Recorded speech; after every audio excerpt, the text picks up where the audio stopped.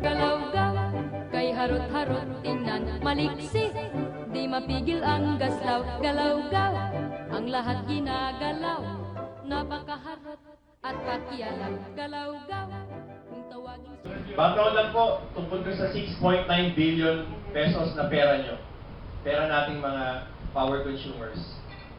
March 31, nag-apply po ng aplikasyon si Meralco, na kung saan sa aplikasyon na yon, nakita po ng isang technical department ng Energy Regulatory Commission na kailangan mag-solid si Meralco ng 6.9 billion na pera na advance na kinolekta sa atin na mali ang komputasyon ng Meralco. Ano po? At yan yung panahon na siningil din tayo ng 0.22 doon sa issue ng Malampaya. Ang total po niyan ay 0.75 yung refund, samantalang merong itinarga sa ating 0.22. Ano po ang issue rito? Ang issue rito, alam ng Meralco na meron silang over collection. Bakit pa sila naningil ng 0.22 para doon sa kailangan ng Malampaya? Ano po? Para doon sa tatlong power generation. So, noong March 31, nirepaso ito ng mga technical na tao, inaral ito ng ERC. May 2, naglabas po ng order ang ERC na i-refund ang 6.9 billion pesos. May 3 po, in-upload po sa ERC website yung 6.9 billion pesos. March 4, lumabas po sa mga pahayagan na Tempo at Manila Bulletin yung storya. At nung araw na yon, tinanggal uli sa website ng ERC yung 6.9 billion pesos. Ano po ang rason? Sapagkat nung araw na yon ay natanggap po ni Chairman Salazar ang kanyang suspension order. Kaugnay naman ito dun sa kaso nung nagpakamatay na si Director Villa. Ano po? Wala itong kaugnayan dyan sa 6.9 billion. Pero ang malaking tanong, ito ba yung matagal ng plinano? Ito ba yung matagal ng pinaghandaan? Itong mga suspension na ito? Ano ba talaga ang tunay na ginagawa ni Chairman Salazar sa loob ng ERC at nung 4 na mga commissioners na ito? So, noong May 4, na-suspend si Salazar, tinanggal sa website yung 6.9 billion pesos. Bakit tinanggal? Dapat yun ay ibalik na sa ating mga power consumers yung 6.9 billion starting May 7. Ano po naganap? Dinilay po yung paglalabas. Samantalang ito ay napag-aralan na noong ERC Technical Department at napagpasya na dahil meron na ng press release ang ERC. So anong dahilan bakit nila tinanggal? Ano ang motibo? Ano ang malaking dahilan? Okay. Ngayon po, tayo po ay sumulat sa Acting Commissioner ng ERC. Ang pangalan niya ay Commissioner Non. Meron po akong sulat, pinarating ko yan nung nakaraang Biyernes sa kanya. Sabado, nung Biyernes na yon, nandito po ako noon, na-pick up po ito nung mga ibang mga reporters sa media. At yung iba po ay inilabas. At meron pong inilabas ang website ng GMA7, ano po, ang term na nilagay na doon ay maneuver. Maneuver doon sa issue ng 6.9 billion. At meron pang isang diarista na nagsulat na sinasabi, ERC connives with Meralco. Yun po yung heading. Dahil po dyan, sa mga naglabasa na yan, ako po ay tinawagan nung nakaraang Sabado ng isang tao, ng isang commissioner na nagdesisyon daw yung 4 na naiwang commissioner na tawagan ako at gusto akong makausap. Ang sabi ko, huwag mo sabihin sa akin yan sa telepono. Gumawa kayo ng sulat na inaanyayahan nyo ako na gusto nyo akong makausap. So gumawa po sila through email. Sabado yon, wala naman pong gobyerno ang ERC. Kapag Sabado, gumawa po sila ng sulat. Ito po yung picture sa email ng kanilang sulat. Ito po yung sulat na pinadala sa akin, na aking print. Ang nakalagay rito, Lunes dapat kami magtagpo o mag-usap. Nagpulong po yung pamunuan ng UFCC, ang aming rekomendasyon, hindi Lunes ng alauna. Ang sinasabi pa nga nila rito sa sulat, at may convenience, mula alauna hanggang alas 5. Sino naman po si Mr. Rodolfo Abellana Jr. para hapin ng 4 na commissioner at may convenient time? Sino po ba ako? Ang sabi ko sa kanila, you need to explain to the Filipino people, not to UFCC, not to Mr. Abellana. So, ang ginawa namin, alas 2 ng hapon, Tuesday tayo mag-meeting. Nangyari po yung meeting. Again, ang ERC ay nagbigay na naman po, nag-adjust po sila. At doon sa meeting na yon, marami po ako mga sinabang mga veterano sa usapin ng problema sa loob ng ERC at ng elektrisidad.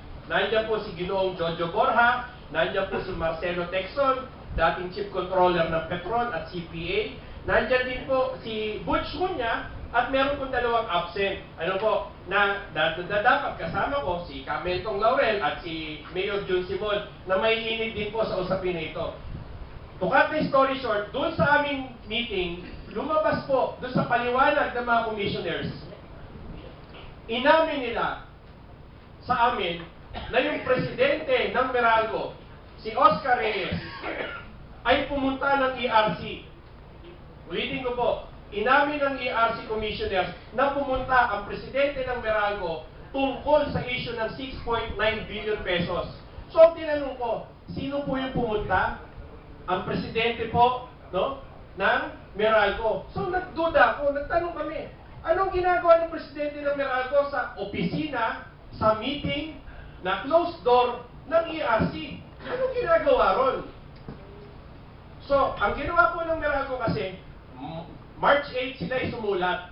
Doon sa sulat ng Meralco sa ERC, sinasabi nila doon, kahit wala pa yung order, nakahanda ang Meralco na ibalik ang pera. Yun ang sinasabi nila. Pero hindi nila sinasabi yung kanilang request na gusto nilang gawing 36 months. Yung refund. Ibig sabihin, uutay-utayin ng 36 months yung refund. Meron po kasing ganong, at meron din mga ilang commissioners na nagsasabi, 6 months, 12 months, gusto nilang palawigin o pahabain. Samantalang yung May to order ay 3 months. Mag-start ng June, July, August. So, akala ng buong bayan ay palakpakan na tayo dahil meron pong refund. Pero ang totoong issue doon, binago po nila yung May to order. Ito na po yung official copy. May 11, sabi nila, ka-RJ wala naman nagbago eh. Excuse me, may nagbago dyan. Ano po nagbago? June, July, August. Ano pagkakaiba? Yung order ng May 2, May, June, July. So ano nangyari? Kumita si Meralco dahil ang pera ng taong bayan na 6.9 billion ay nasa bangko. Kung 2% po yan, ay 138 million pesos po yan. Dahil na-delay lamang ng 4 na commissioner ng ilang araw. Yan po yung issue dyan. Bukod dyan, ang order na ito, nagsimula ito ng taong 2014 hanggang 2016. At yan po ay 6.9 billion pesos. Kapag kinumpute mo yan sa loob ng 3 taon, yan po ay tumataginting na 1.4 billion pesos na interes sa bangko. Plus the 138 million. Yun ba ang tunay na dahilan ng delay? Yun po yung ating nire-raise dito. So palakpakan ng lahat. May good news tayo ngayong June. Pero hindi alam ng publiko, dapat May, June, July. Malaki po ang pagkakaiba niyan. So ibig sabihin, ang mga taong ito na naiwan dyan sa loob ng ERC ay may malaking pananagutan sa ating Pangulo ng Bansa, sa Kongreso at Senado, na dapat lumabas po ang katotohanan na ito. Ulitin ko po, March 31, nag-submit na ng aplikasyon ang Meralco sa ERC.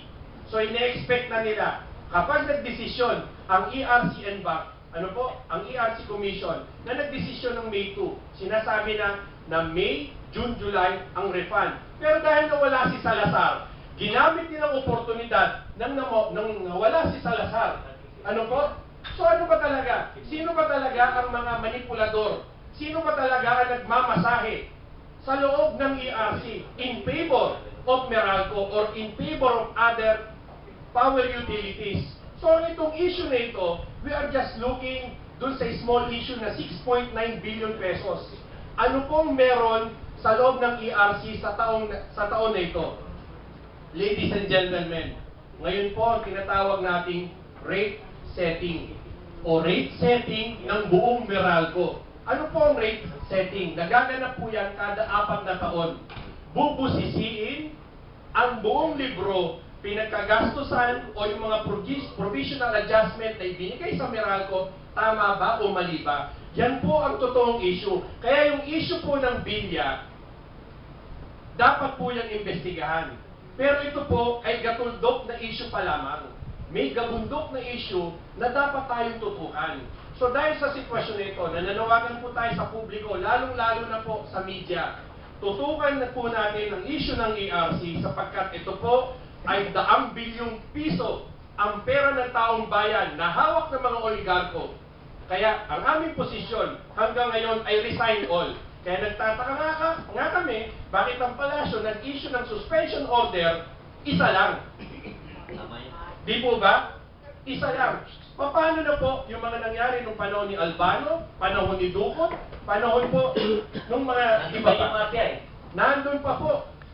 Nandun pa. At ngayon po, sa mga oras na ito, lahat po ng mga patriotikong empleyado, mga taong, mga manggagawang, mga walang kasalanan, na sumusunod lamang sa utos atas ng kanilang mga boss, ay nasa bingit ng malaking problema. So tulungan po natin ang mga progresibong manggagawa na ito para lumabas ang buong katotohanan.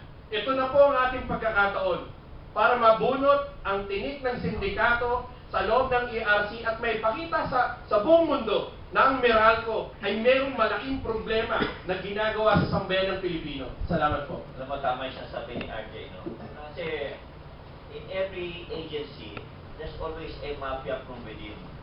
Kaya kung di ma-dismantle yung mafia from within, ay inutil kahit na sinong matino na ilalagay mo niya sa pwesto na yan. At the same time, I hope, RJ, hindi ka magiging pareho ni Pete Ilagan na naging consumers leader, baka yun insider na eh. So, I'd like to acknowledge the presence of my good friend here, no? Si Lakay Gonzalo, presidente ng Liga ng mga Broadcasters ng Pilipinas. Yan. Di dapat yung IC, lagi akong pinaplag niya pag Sunday. Yun na nga eh. Si Pete Ilagan ngayon eh, nagtatrabaho na. Ikaw lang paliwanag, RJ. Anong pagka si Pete Ilagan ngayon? Hindi ko po siya kilala. Hindi po kami magkaibigan. Naririnig ko lang po ang kanyang pangalan. Pero lahat po ng kaso sa loob ng ERC, kasama po ang kanilang organisasyon. Ano po? Kasama po yan sa mga hearing. Hindi ko po alam. Gusto ko pong ibigay, siyempre, yung benefit of the doubt sa kanila. Pero I don't want to talk about that. Pero kami po, ang track record namin, simple lang.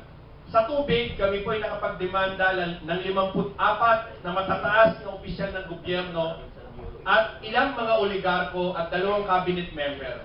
Ngayon po sa loob ng ERC, meron po na isa sa aming mga dinimanda ay nandyan sa ERC na opisyal pa na tagapagsalita ng komisyon.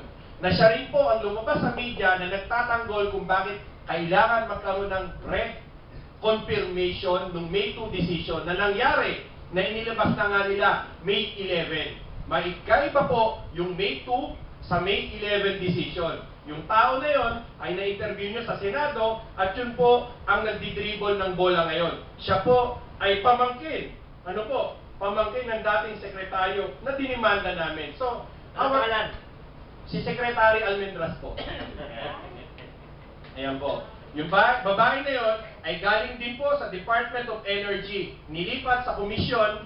Ano po? At pero in fairness naman po dito sa mga natitirang mga commissioners na ito, itong 5 na ito, sila po, minana na po nila ang gabundok na problema na inilatag nung mga naunang mga commissioners. Ibig sabihin, luto na po ang boxing. Pero ang tanong, bakit yung status quo ay pinananatili nyo? Bakit pinananatili nyo na maghirap ang sambayan ng Pilipino sa sobrang singil ng taas ng kuryente?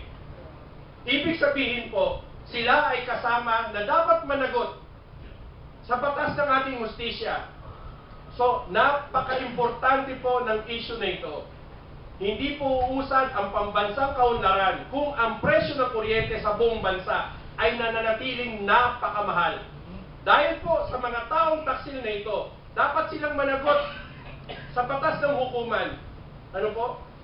Again, hindi sila dapat magpaliwanag sa UFCC, dapat sila ay magpaliwanag sa buong publiko sa kanilang mga track record. At sa mga oras na ito, meron na silang mga ibinabalik na mga tao na dati na mga tinanggal ni Commissioner Salazar dahil napatunayan na yung mga taong yan ay involved dun sa mga matataas na mga desisyon, dun sa mga dating kaso na nagbigay ng mga provisional increases na nagpapahirap kay Juan at Maria ngayon. Ngayon po ay mga binalik na nung nawala si Salazar. So ibig sabihin, ano bang tunay na issue sa likod ni Salazar? Yung Villa case ba? O meron pang mas lalim na issue? Kaya nananawagan po tayo sa ating mahal na Pangulong Duterte. Laliman niyo po ang inyong investigasyon. Kung kami po ay wala sa palasyo ng kapangyarihan, pero nakikita po namin ang liwanag, sigurado po ako sa inyong posisyon, kitang-kita niyo po kung ano ang totoo at hindi totoo. So dapat po ito ay malabas. Kung talagang kayo ay naninindigan sa usapin ng mga oligarko, this is the high time. Nandito ang taong bayan, kakampi mo kami. Laban dito sa mga mapangubusong taong oligarko at mga tao nila sa loob ng ERC at iba pang mga regulatory agencies na kontrolado, manipulado ng mga malalaking kumpanya na nagpapahirap sa atin. Ito po ang totoong issue na kinakaharap kaya kung bakit may problema sa droga, problema sa kahirapan, dahil wala may pambayad ng tubig, ng kuryente, mataas na toll fee, etc. etc. Yun po ang ating buhay. So ito po yung mga kinakaharap nating kaso. Ngayon lang po, galing ko lang sa isang hearing. Hearing ng isang malaking kumpanya. Pero tumakbo po ako rito dahil gusto ko po na i-share sa inyo ang mga informasyon na ito. Dahil ang inyong lingkod, hindi ko rin po alam kung hanggang kailan ko kayang magsalita. Hanggang buhay po ako, sasabihin ko po kung ano yung ating nalalaman. Hanggat nandyan kayo, hanggat nilalabas nyo po yung istorya, mananatili po akong buhay. Pero kapag hindi nyo nilalabas ang istorya, nandun po ang malaking problema. Sana po naiintindihan yan.